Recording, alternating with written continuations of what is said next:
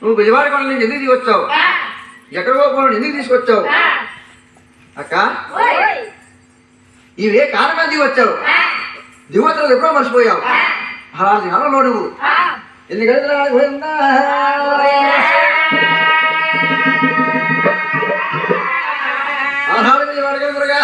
తమ్ముడు ఏమి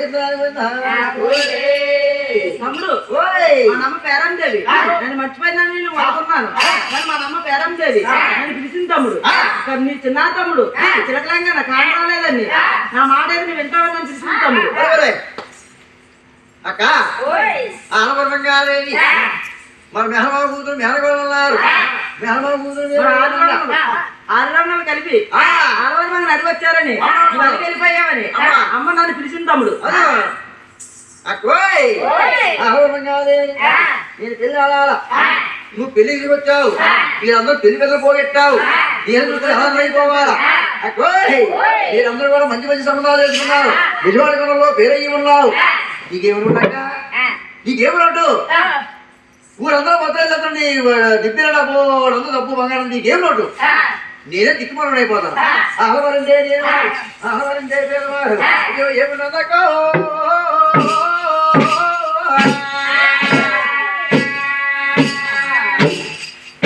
అలాగే ఉన్నదకో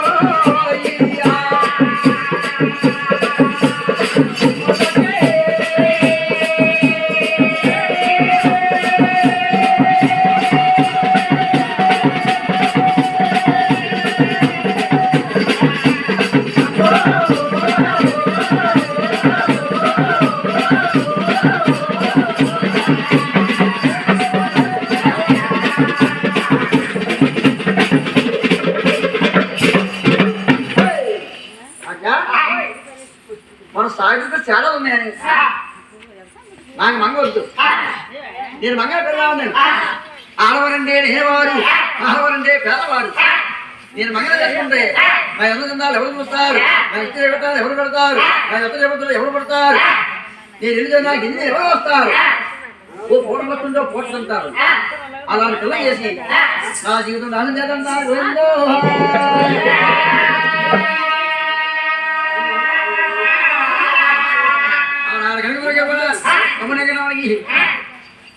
ఏమి చెప్తుందయ్యా?